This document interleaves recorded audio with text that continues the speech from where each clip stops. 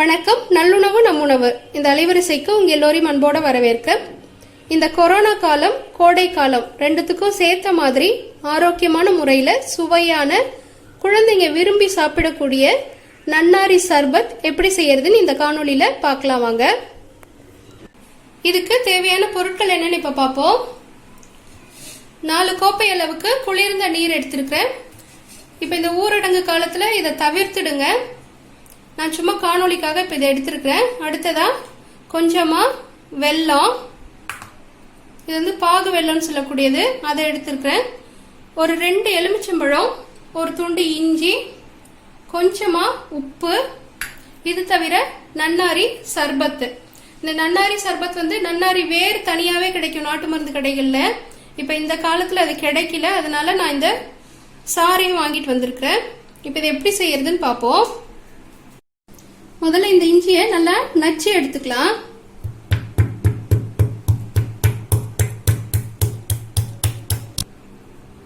இஞ்சியை நல்லா இந்த அளவுக்கு தட்டி எடுத்துக்கணும். அதுல இருந்து சாறு வர்ற அளவுக்கு இந்த அளவுக்கு தட்டி எடுத்துக்கணும். அடுத்ததா தட்டி எடுத்த இஞ்சியை இந்த தண்ணியில சேர்த்துக்கலாம். அடுத்தது வெல்லம் சேர்க்கிறேன். இனிப்பு நான் கொஞ்சம் அதிகமா சேர்க்கிறேன். உங்களுக்கு எவ்வளவு தேவையோ அந்த அளவுக்கு நீங்க வெல்லம் சேர்த்துக்கலாம். இதுக்கு கணக்குலாம் இல்ல.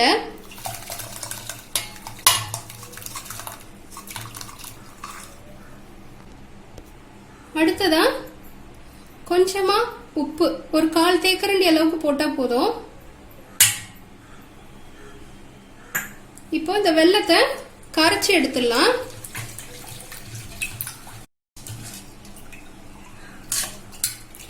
வெல்லம் நல்லா கரைஞ்சிருச்சு. இப்போ அடுத்ததா நன்னாரி சேர்த்துக்கலாம். இது மாதிரி குழம்பு கரண்டியால 2 கரண்டி அளவுக்கு நன்னாரி சர்பத் இதுல சேர்த்துக்கலாம்.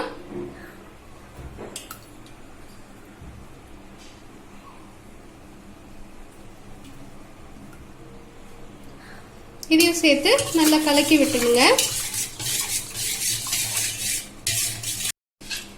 நம்ம கலந்து எடுத்ததை முதல்ல வடிகட்டிக்கலாம். அடுத்ததா இது இந்த மாதிரி பரிமாறுற கோப்பைக்கு மாத்திக்கோங்க. இது மாதிரி கோப்பையில ஊத்திட்டு கடைசியா இது மேல எலுமிச்சை சாறு புழிஞ்சு விட்டுடலாம். ஒரு கோப்பைக்கு ஒரு 1/2 மூடி இருந்தா நல்லா இருக்கும். ரொம்ப ஒட்ட ஒட்ட புழியாதீங்க.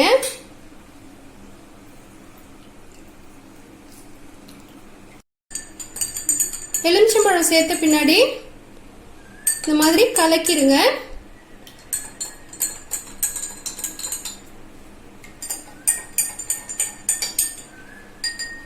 அவ்வளவுதான், சத்தான சுவையான நன்னாரி சர்பத் வீட்டுல செய்தாச்சு. நீங்களும் இதை உங்க வீட்டுல செய்து பார்த்துட்டு உங்களுடைய மேலான கருத்துக்களை கீழே உள்ள கருத்து பெட்டியில பதிவிடுங்க. நன்றி.